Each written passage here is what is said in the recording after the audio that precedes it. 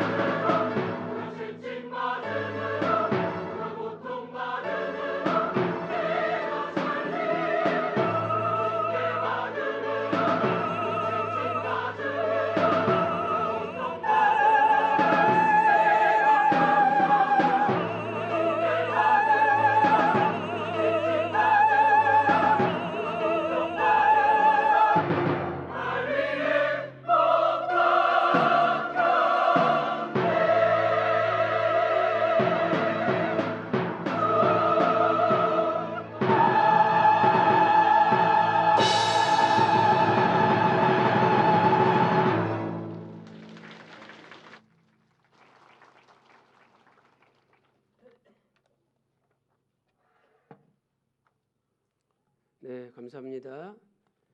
우리 세르사람 성가대 예수님의 피 흘리심으로 우리에게 허락하신 구원을, 구속의 경륜을 아름답게 찬양하였습니다. 자, 오늘은 끝날의 변화의 복을 받을 자 두 번째 시간이죠. 나이 드신 분들이 이제 허리가 굽어지고 또 무릎이 아프고 그러면 이 지팡이를 짚고 한 걸음 한 걸음 가시잖아요.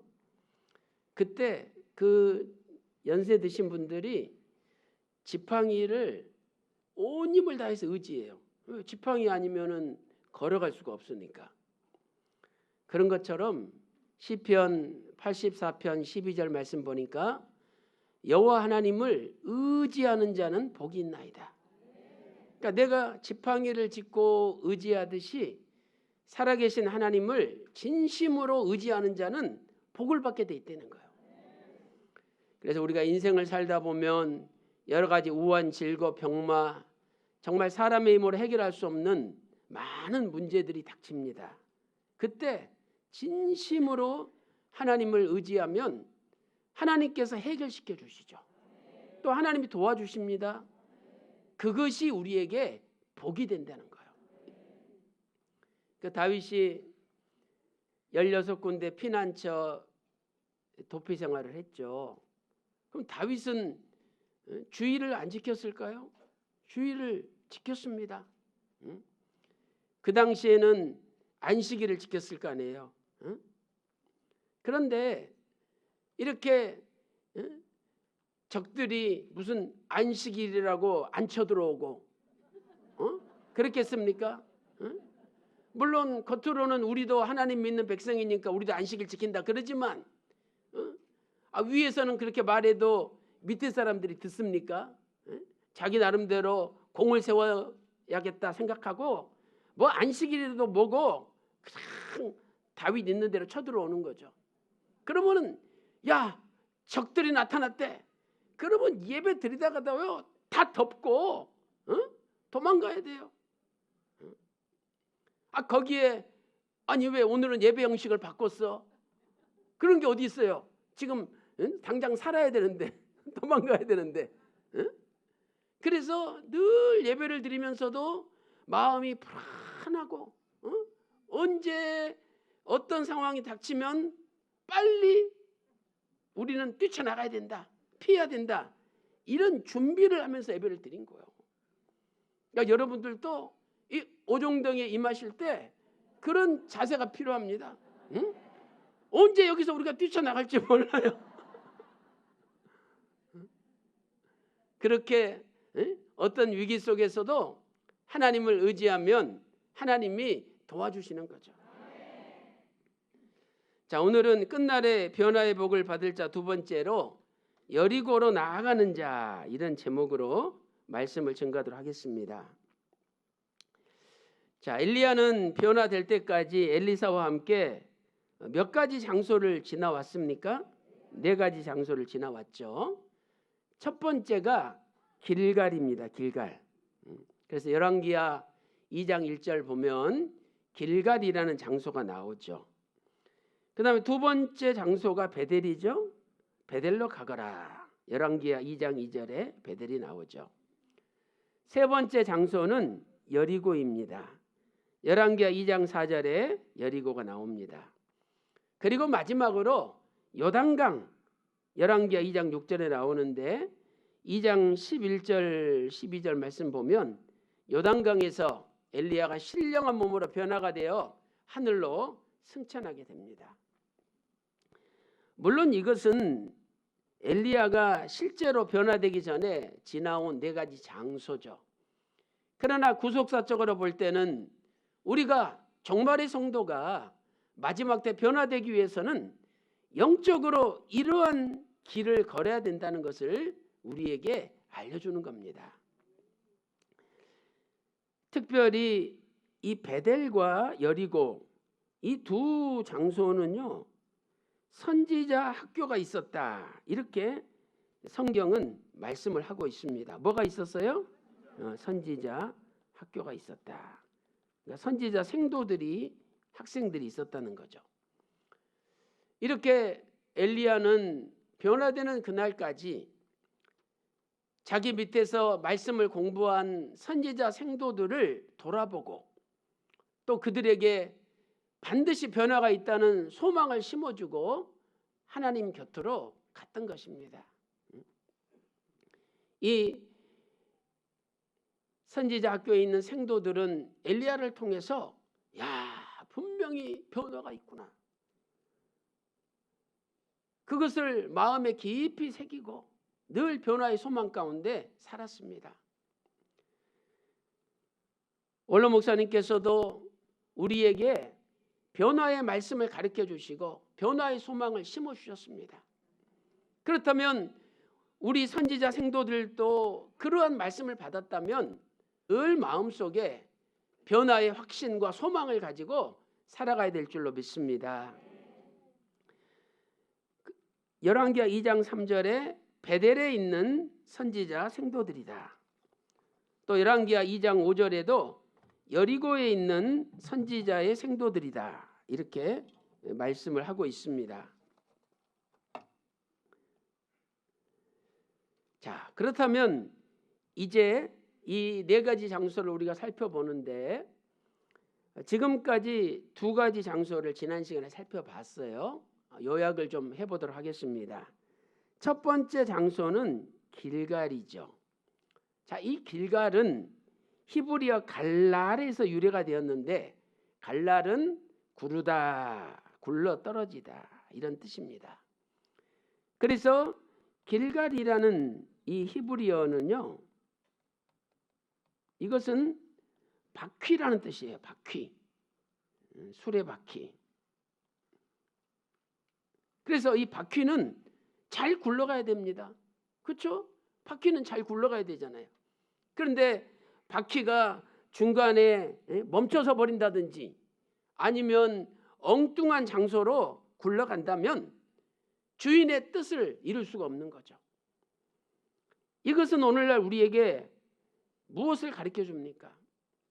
우리도 변화의 길로 나아가려면 하나님께서 원하시는 대로 잘 굴러가는 사람이 돼야 된다는 거예요. 엉뚱한 방향으로 굴러가거나 자기 고집이 센 사람은 엉뚱한 방향으로 갑니다. 그냥 자기 생각이 옳다 그러고 제 앞에서도 얼굴을 붉히면서 그냥 고집을 피웁니다. 물론 그분이 기도해서 하나님의 응답을 받고 한다면 저는 따라갑니다. 그런데 기도도 하지 않고 자신의 인간의 생각으로 자신의 이익을 위해서 그렇게 한다면 그건 하나님 앞에 걸림돌밖에 안 되는 거예요. 그래서 우리는 늘 하나님의 뜻을 받들어서 하나님이 원하시는 방향으로 잘 굴러가는 신령한 길갈, 수레바퀴가 되시기를 주님의 이름으로 축원합니다. 자, 두 번째 장소는 베델이죠.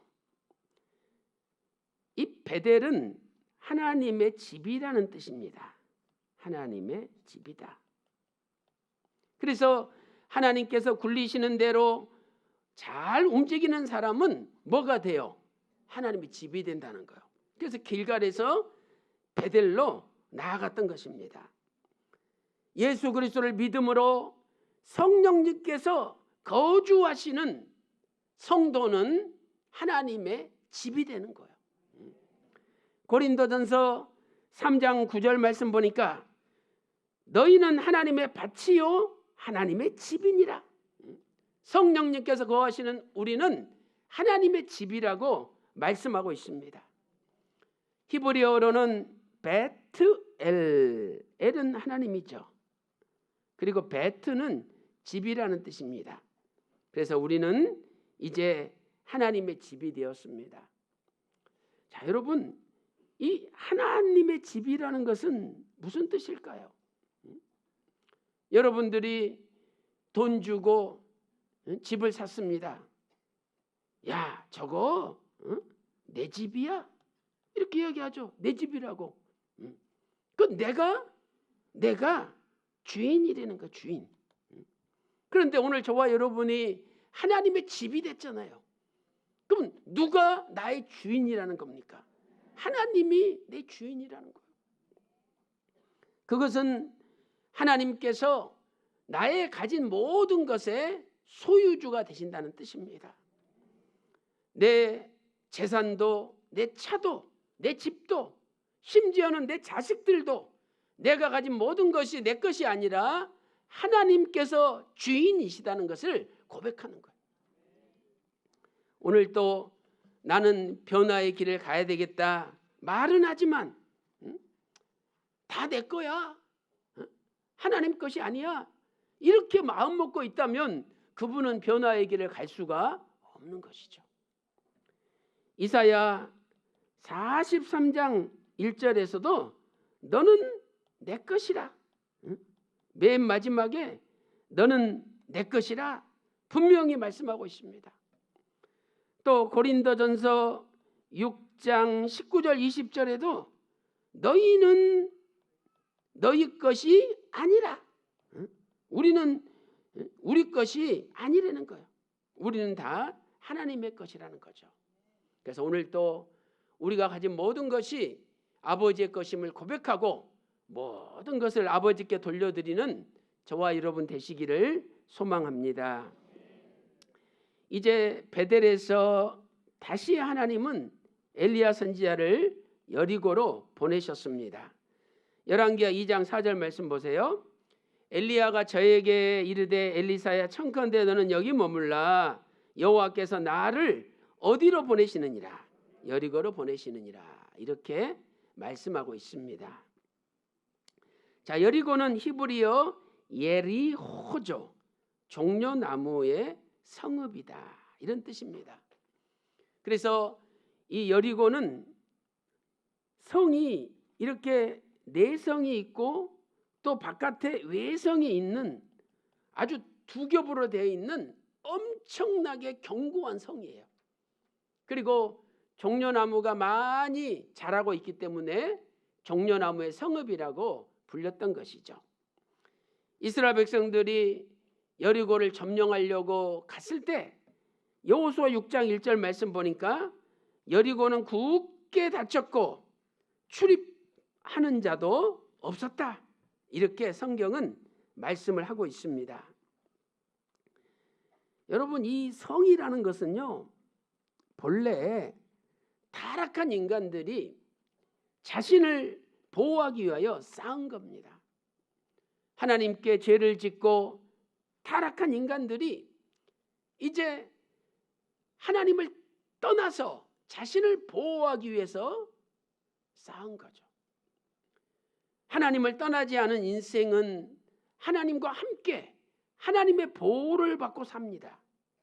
그런데 하나님을 떠난 사람은 하나님의 보호를 받지 못하기 때문에 자기가 자기를 보호하기 위해서 성을 쌓는 겁니다.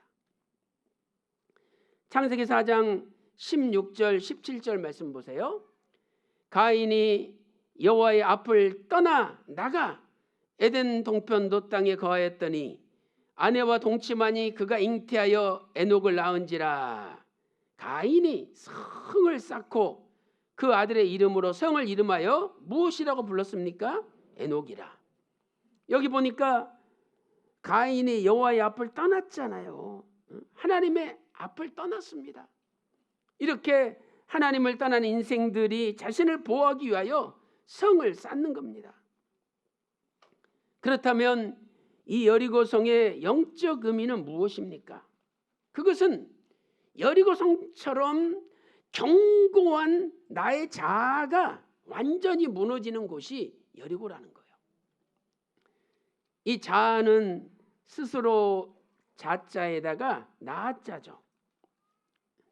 이것은 다른 사람들과 구별되는 납니다. 모든 사고와 행동의 주체인 나를 가리키는 거예요. 베드로전서 3장 4절에서는 내 마음속에 숨어있는 사람이다. 자아라는 것은 내 마음속에 숨어있는 사람이에요. 그래서 이 자아가 강한 사람은 자존심이 너무 강합니다. 그래서 누가 말해도 듣지 않습니다. 결국은 자기가 원하는 대로 다 저지르고 다 해버리는 거예요. 그래놓고 아유 죄송합니다. 제가 너무 감정이 격해가지고 나도 모르게 그랬다고. 그렇게 인정하면 그래도 그 사람은 괜찮아. 근데 일을 저지르러 나가서 하는 이야기가 나도 내 마음대로 되지 않는 걸 어떡합니까? 이러면서 다 나처럼 해야지, 다 바보 같다고 이러고 다른 사람을 아주 깔아뭉개고 무시하는 거예요. 이 자아가 무너지는 곳이 여리고예요. 하나님은 엘리야를 여리고로 보내셔서 변화되기 전에 변화를 소망하는 종말적인 성도들은 자신의 자아가 무너져야 된다는 것을 말씀하고 있는 거예요. 내 욕심이 있잖아요. 내 생각이 있잖아요. 또 내 행동이 있습니다. 그리고 내 마음이 있습니다. 또 내 정욕이 있습니다. 이러한 내 자아 속에 가득 차 있는 것들을 다 무너뜨릴 때 그분이 변화의 길로 갈 수 있는 겁니다. 우리가 변화를 받기 위해서는 바로 이 자아가 무너져야 됩니다. 그래서 사도 바울은 갈라디아서 5장 24절에 그리스도 예수의 사람들은 육체와 함께 그 정과 욕심을 십자가에 못 박았느니라. 이 정과 욕심은 자아 속에 들어있는 거잖아요. 그래서 이 자아가 십자가에 못이 박혔다는 거예요. 예수님과 함께 죽었습니다. 그러면 그때부터 어떻게 됩니까?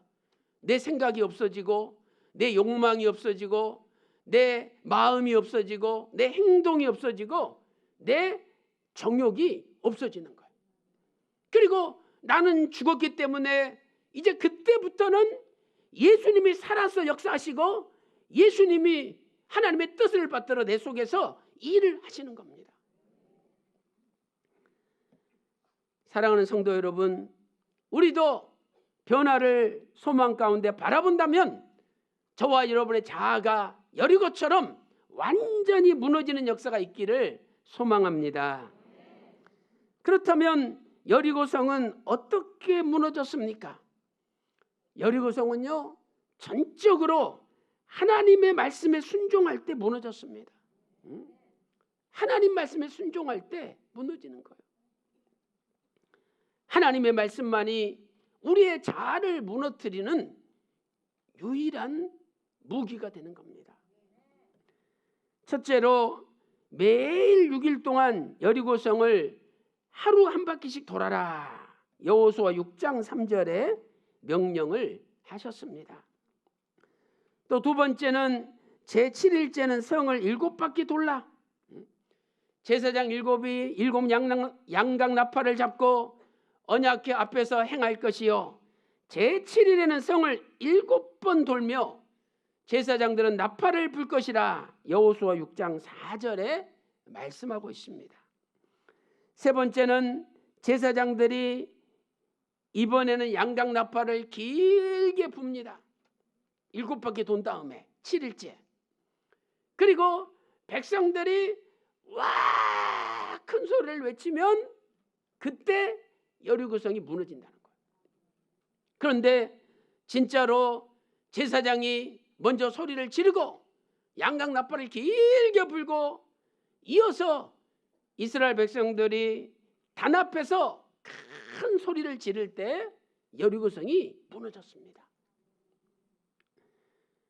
이것은 하나님의 백성들의 마음이 하나가 되고 하나님의 백성 전체가 말씀으로 똘똘 뭉쳐야 된다는 것을 가르쳐 주는 겁니다.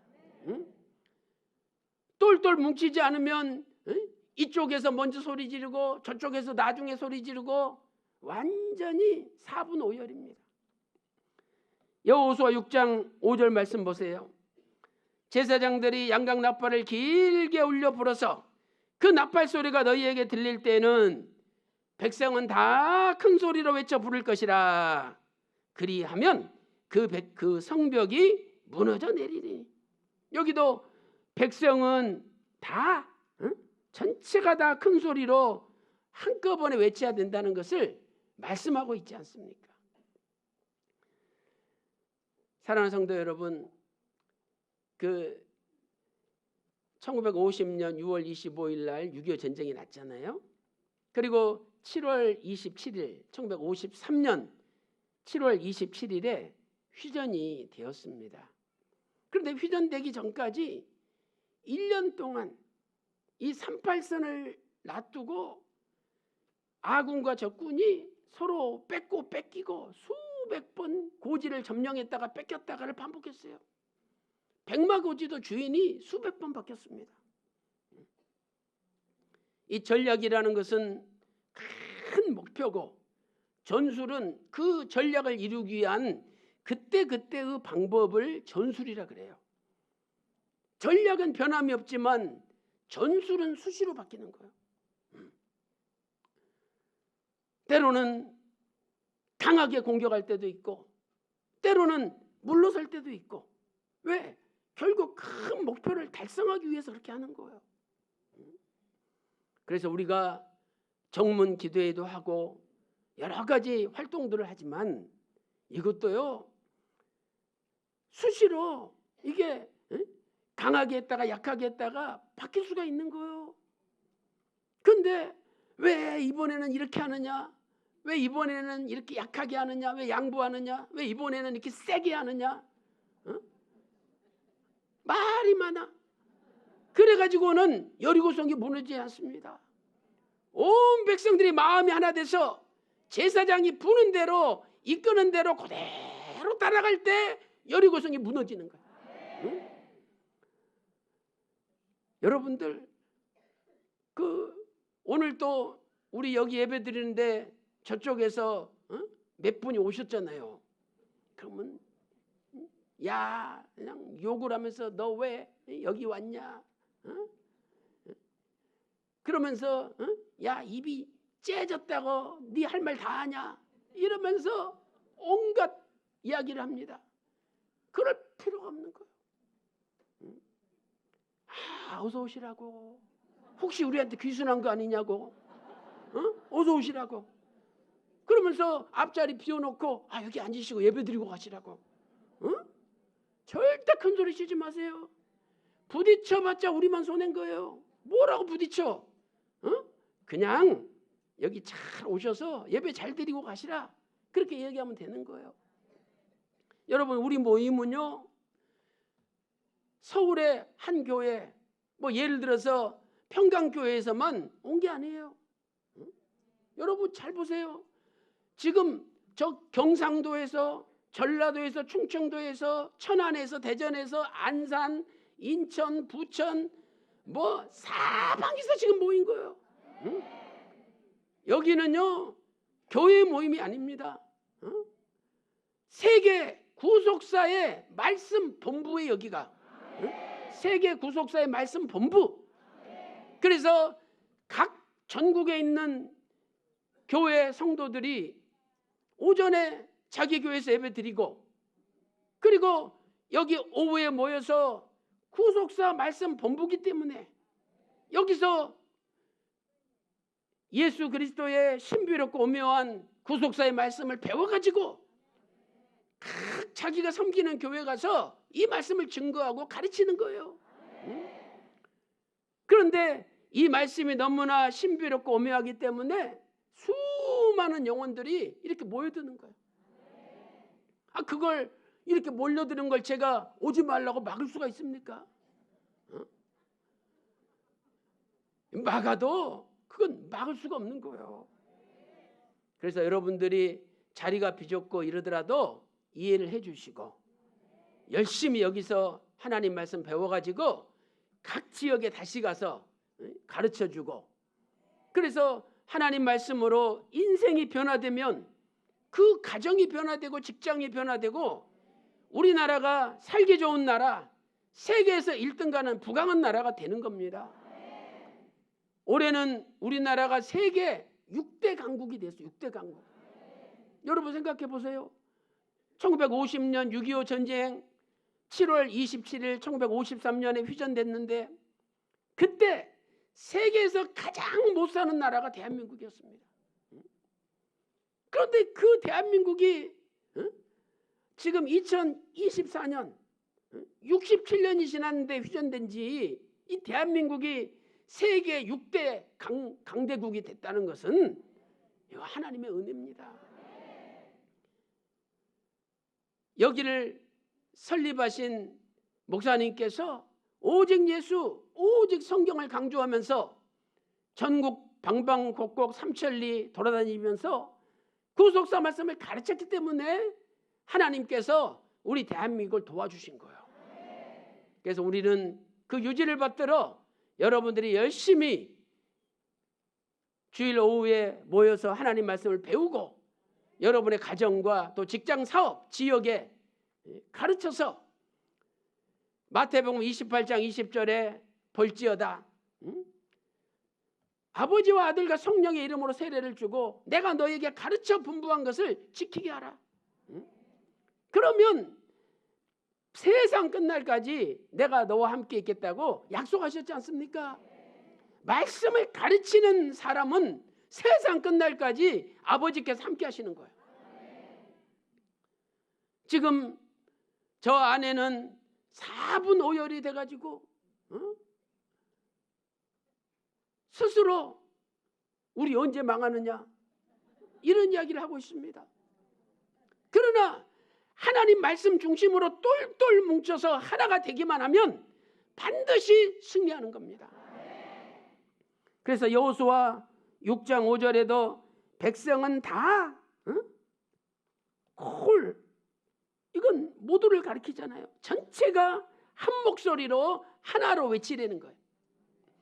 오늘 말씀편에선 여러분들은 오직 하나님의 말씀으로 하나 되시기를 소망합니다. 그렇다면 오늘날 내 안에 있는 여리고성은 무엇입니까? 그것이 무너질 때 나는 죽고 내 안에서 예수 그리스도께서 사시는 겁니다.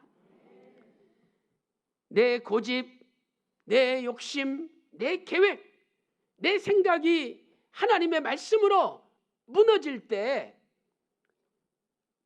바로 그때 나는 죽고 내 안에 그리스도께서 사시는 거죠. 갈라디아서 2장 20절 말씀 보세요. 자, 우리 한 목소리로 읽어보도록 하겠습니다. 시작. 내가 그리스도와 함께 십자가에 못 박혔나니 그런즉 이제는 내가 산 것이 아니요 오직 내 안에 그리스도께서 사신 것이라. 아멘. 내가 죽고 내 안에 예수 그리스도께서 사신다. 참 행복한 인생, 멋있는 인생, 하나님 기뻐하시는 인생이죠. 이러한 사람은 도대체 어떻게 살아야 됩니까? 그것은요, 믿음 안에서 사는 겁니다. 믿음 안에서. 열불나죠. 속상하죠. 자존심 상하고 내 인격을 발로 짓밟고 막 비웃고 그럴 때 얼마나 열받습니까? 그러나 그런 여리고성도 무너져야 됩니다. 그리고 이제 나는 죽고 내 안에 그리스도께서 사신다는 것은 믿음으로 사는 거예요. 그래서 믿음으로 한 대 치고 싶지만 참고, 믿음으로 한 대 그냥 막 해대고 싶지만 참고, 믿음으로 누나를 부라리고 싶지만 참고, 믿음으로 사는 거. 믿음으로. 믿음으로. 히브리서 11장 6절 말씀 보니까 믿음이 없이는 하나님을 기쁘시게 못한대요. 아무리 내가 하나님 앞에 충성했어도 믿음 없이 했다면 하나님을 기쁘시게 못하는 겁니다. 갈라디아서 2장 20절 하반절 말씀 보니까 이제 내가 육체 가운데 사는 것은, 지금 여러분들도 육체 가운데 살고 있잖아요. 다 육체가 있지 않습니까? 근데 내가 육체 가운데 사는 것은 나를 사랑하사 나를 위하여 자기 몸을 버리신 하나님 아들을 믿는 믿음 안에서 사는 거라. 내가 지금 육체를 입고 육체 가운데 살고 있지만 그것은 믿음 안에서 살아야 된다는 거예요. 믿음 안에서. 사랑하는 성도 여러분, 오늘 또 믿음으로 예배드리고 믿음으로 기도하고 믿음으로 찬송하고 믿음으로 헌금하고 믿음으로 사업하고 믿음으로 움직일 때 우리 속에 있는 인간적인 자아는 다 무너집니다. 그리하여 이제 오직 말씀에 순종하고 믿음으로 살아서 저와 여러분의 속에 있는 신령한 여리고가 다 무너지고 이제는 변화받는 요단강으로 나아가는 모든 성도들 되시기를 주님의 이름으로 축원합니다. 결론적으로 오직 믿음 안에서 사는 자는요, 하나님의 말씀을 믿고 하나님의 경륜을 이루게 됩니다. 디모데전서 1장 4절 말씀 보세요. 믿음 안에 있는 하나님의 경륜을 이룹니다. 믿음 안에서 살 때 하나님의 경륜을 이루게 되는 거예요. 여호수아가 여리고성을 무너뜨린 다음에 자, 믿음으로 여리고성이 무너졌잖아요. 그래서 만약 앞으로 다시 여리고성을 세우는 사람이 있으면 저주를 받는다. 저주를 받는다. 여리고성 기초를 쌓을 때에 장자를 잃어버리고 여리고성 문을 세울 때에 계자를 잃어버리리라. 하나님의 말씀을 선포했습니다. 여호수아 6장 26절, 자, 다 같이 읽어보겠습니다. 시작. 이 여리고성을 누구든지 일어나서 건축하는 자는 여호와 앞에서 저주를 받을 것이라. 그 기초를 쌓을 때에 장자를 잃을 것이요 문을 세울 때에 계자를 잃으리라. 그런데 이제 이때로부터 오랜 시간이 지났습니다. 베델 사람 히엘이라는 사람이 여리고성에 기초를 쌓는 거예요. 하나님의 말씀을 아는 사람들은 반대했죠. 야, 히엘, 너 큰일 난다. 옛날에 여호수아가 이 여리고성을 건축하는 자는 저주받는다. 너 기초 쌓다가 네 장자가 죽는다. 에이, 무슨 어쩌다 한 말이지 무슨 하나님의 말씀이 이루어지냐고 이러고 믿지를 않았습니다. 교만했습니다. 그러다가 진짜 장자 아비람이 죽었어요. 아비람이. 그럼 우리 같으면 아니, 큰아들이 갑자기 죽다니 하나님 말씀이 이루어졌구나. 벌벌 떨면서 여리고성 세우는 걸 그쳐야 될 거 아니에요. 그런데 베델 사람 히엘은 야, 무슨 어쩌다 맞은 거지. 나는 끝까지 해볼 거야. 내가 문 한번 세워볼 거야. 우리 막내 아들 죽는지 안 죽는지. 그리고 세웠어요. 그리고 막내 아들 수굽이 축사했습니다. 자, 열왕기상 16장 34절 말씀 보세요.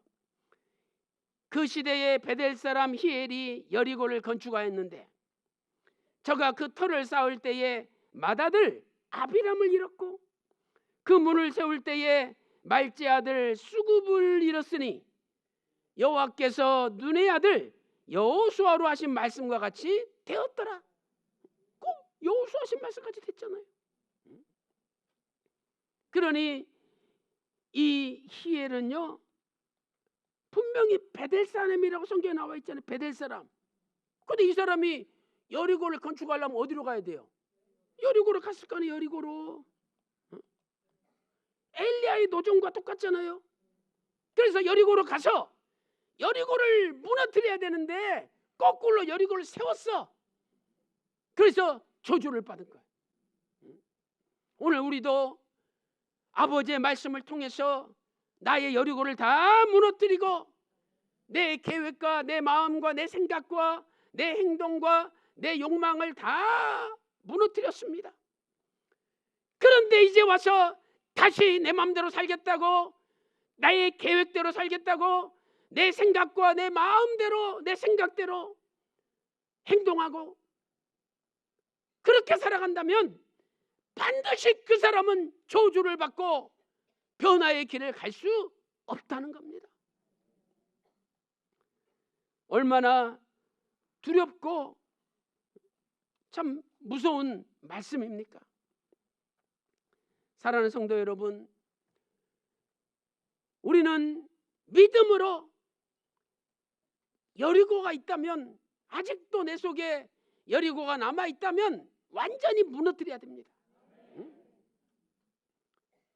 그런데 그게 무너지지 않았기 때문에 그렇게 고집이 세고 자기 자아가 강하고 다른 사람 이야기하면 듣지를 않습니다. 겉으로는 듣는 척하면서 속으로는 자기 하고 싶은 대로 다 해버리고 일 저질러 버립니다. 이러한 나 자신부터 저와 여러분 속에 하나님의 마음을 아프게 하고 하나님의 가슴에 못을 박는 이러한 여리고를 이제는 무너뜨리자는 거예요. 그래야 우리가 여리고를 통과해서 요단에 가서 변화가 될 수가 있습니다.